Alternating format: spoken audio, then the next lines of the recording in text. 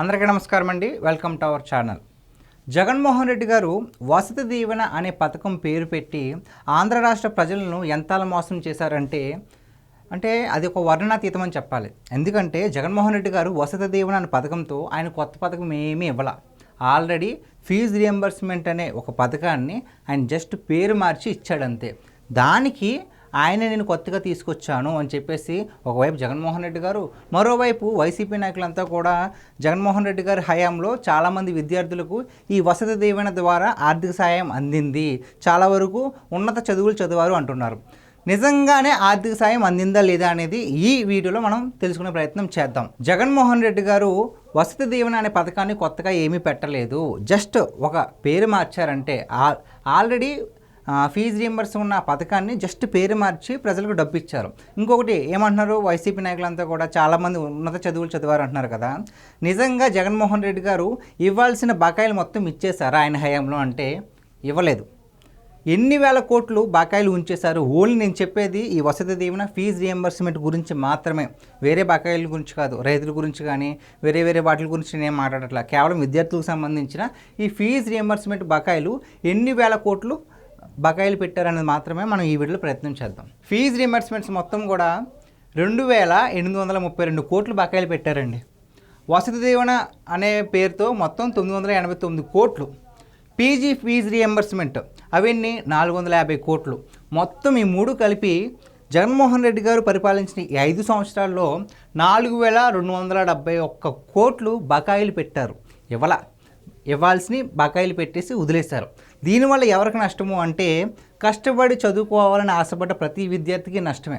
ఎందుకు అంటే, ఈ మాట ఎందుకు చెప్తున్నాను అంటే, ఈ ఫీజు రియంబర్స్మెంట్ అనేది అంతకుముందు గత ప్రభుత్వంలో కూడా ప్రతి ప్రభుత్వంలోనే డైరెక్ట్గా కాలేజ్ అకౌంట్లోకి అంటే తల్లి ఖాతాలోకి పడిపోయేదండి. వాళ్ళు ఏం చేస్తారు, కాలేజీలో డైరెక్ట్గా తీసుకునేవారు. కానీ జగన్మోహన్ రెడ్డి గారు ఇక్కడ ట్విస్ట్ ఏం పెట్టారంటే, నేను ఇంత ఇస్తున్నాను అని ప్రజలు గుర్తించాలి, ఆయనేమి ఇవ్వట్లా, ఉన్నదాన్ని అమలు చేస్తున్నాడు అంతే. నేను ఇంత ఇస్తున్నాను అని చెప్పేసి వాళ్ళు గ్రహించాలి అని చెప్పేసి ఏం చేశారు, తల్లుల ఖాతాలోకి వేశారు. కాలేజ్ అకౌంట్లోకి కాకుండా తల్లుల ఖాతాలోకి వేసి అవి తీసి మళ్ళీ కట్టాలని ఒక ప్రీ ప్లాన్డ్గా చేశారు. ఎందుకు ఇది ప్రీ ప్లాన్ అంటున్నానంటే, ఇప్పుడు ఎవరన్నా మన కోసం ₹1 ఇస్తేనే మా కోసం ఎంత సాయం చేశారనుకుంటారు. అలాంటిది సంవత్సరానికి 4 విడతల కింద 12,500 చొప్పున అంటే ఎప్పుడు వేస్తాడో క్లారిటీ లేదు, కానీ సంవత్సరానికి 4 విడతలు అని చెప్పారు. ప్రతిసారి సంవత్సరం 4 సార్లు ఇలా డబ్బులు పడుతున్నాయి కదా. సో ఈ డబ్బులు తీసి మనకి ఇంతలాగా సాయం చేస్తున్నారని చెప్పుకోవాలని జగన్మోహన్ రెడ్డి గారు ఒక ప్రీ ప్లాన్ అయితే వేశారు. కానీ ఇక్కడ వాస్తవం ఏంటంటే, చాలామంది చదువుకునే విద్యార్థులు, వాళ్ళ తల్లిదండ్రులు, చాలామంది సామాన్యులు ఆర్థికంగా చాలా ఇబ్బంది పడతారండి. అదే కనుక డైరెక్ట్గా కాలేజ్ అకౌంట్లోకి వేసారనుకోండి, వాళ్ళకి అప్పుడప్పుడే వాళ్ళు తీసుకుంటూ ఉంటారు కాలేజ్ సంస్థ వాళ్ళు. కానీ ఇక్కడ ఏమైందంటే, ఆర్థిక కష్టాలు ప్రతి ఇంట్లోనూ ఉంటాయి. ఇప్పుడు మన జోబిలో అప్పుడు దాకా డబ్బులు లేకపోతే ఒక 500 ఉన్నాయనుకోండి, ఇంట్లో ఏం కావాలో మనం వెంటనే కొనుక్కుంటాం. అలాగే ఎవరికైనా ఒక 20-30 రూపాయలు బాకీ ఉంటే అవి తీర్చుకుంటాం జస్ట్ ఈ 500లోనే. అలాంటిది 12,500 పడుతున్నాయి కదా. సో ఫీజు అనేది తర్వాత కట్టుకుందాం, ఇప్పుడు కాదులే, లాస్ట్ మనం చూసుకుందాం అని చెప్పేసి ఆర్థిక అవసరాల కోసం చాలామంది ఆ డబ్బును ఉపయోగించుకున్నారు. ఇది సత్యం, ఇది 100% కరెక్ట్.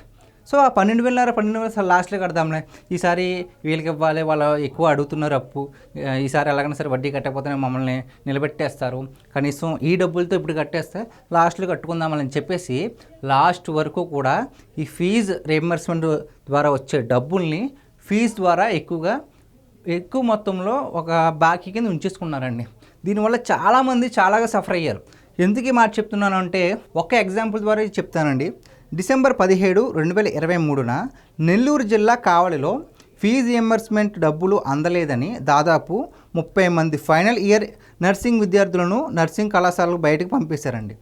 అంటే ఎంతమందికి అంటే ఇది ఎంత నష్టం అండి. ఇది ఇప్పుడు కడదాంలే, తర్వాత కట్టుకుందామని చెప్పేసి ఆ డబ్బులు వాడేసుకుని లాస్ట్లో పాపం కట్టే సమయానికి వాళ్ళకి అప్పు అందకోలేదంటే డబ్బులు లేక కట్టకపోయేసరికి ఆ విద్యార్థులు చదువు ఆగిపోయింది. అంటే ప్రజల్ని ఎమోషనల్గా బ్లాక్మెయిల్ చేశారు వీళ్ళు, ఎమోషనల్గా మోసం చేశారు వీళ్ళు. డైరెక్ట్గా కాలేజ్ అకౌంట్ వేయకుండా తల్లిదండ్రుల అకౌంట్లోకి వేసి, సో వాళ్ళకి ఒక డబ్బు ఆశ కల్పించి లాస్ట్లో బకాయిలు పెట్టే విధంగా చేశారు. అంతేకాకుండా అది సరైన టైంకి పడిందా, అందరికీ పడిందా అంటే లేదు. ఎన్ని కోట్లు బకాయిలు పెట్టారు, 4271 కోట్లు ఓన్లీ ఫీజు రియంబర్స్మెంట్లో బకాయిలు పెట్టారు. ఎంత మోసం అండి విద్యార్థులకి. ఇది ఒకటే కాదు, ఏడాదికి 4 విడతలని చెప్పి 2023-24 సంవత్సరంలో చదివే విద్యార్థులకు జస్ట్ 2 విడతలు మాత్రమే వేశారు. అంటే ప్రతి విద్యార్థికి 2 సార్లు పడల. ఇంకొకటి ఏంటంటే 2014 నుంచి 19 అంటే టీడీపీ హయాంలో ఏటా 16 లక్షల మందికి ఈ ఫీజు రీఎంబర్స్మెంట్ అనేది ఉంటే దీని పేరు మార్చారు కదా జగన్మోహన్ రెడ్డి గారు, వసతి దీవెన అని. వాళ్ళు ఏటా ఎంతమందికి వేశారు తెలుసా? 9.8 లక్షలు, అంటే అప్రాక్సిమేట్లీ 10 లక్షల మందికి వేస్తారు. ఇక్కడ ఎంతమందికి? 16 లక్షల మందికి. అంటే పెరగాలి కానీ ఎందుకు పెరిగింది? ఇవన్నీ బకాయిలు కాదా? సో ఇప్పటికైనా ఒక్కసారి కళ్ళు తెరిచి ఆలోచించండి. ఇప్పటికీ కూడా జగన్మోహన్ రెడ్డి గారు అంటే పిచ్చిగా అభిమానించే వాళ్ళు చాలామంది ఉంటారు. ఎవరి వ్యక్తిగత జీవితం వాళ్ళదనుకోండి. కాకపోతే రాష్ట్రాన్నే కాదు, దేశానికి భవిష్యత్తుగా నిలిచే విద్యార్థులను కూడా ఎంతలా మోసం చేశారంటే సో వైసీపీ పార్టీ ఎంతటి హేమైందో మనం ఒకసారి అర్థం చేసుకోవాలి. సో ఇది గైస్, జగన్మోహన్ రెడ్డి గారు తన ప్రభుత్వ హయాంలో 5 సంవత్సరాలు పరిపాలించి విద్యార్థులను ఎంతలా మోసం చేశారో దానికి ఒక చిన్న ఎగ్జాంపుల్ మాత్రమే. ఆయన కేవలం విద్యార్థులను మాత్రమే కాదు, చాలామంది చాలా రంగాల్లో మోసం చేశారు. సో ఈ వీడియో పైన మీ అభిప్రాయాన్ని కామెంట్ రూపంలో తెలపండి. Thank you so much.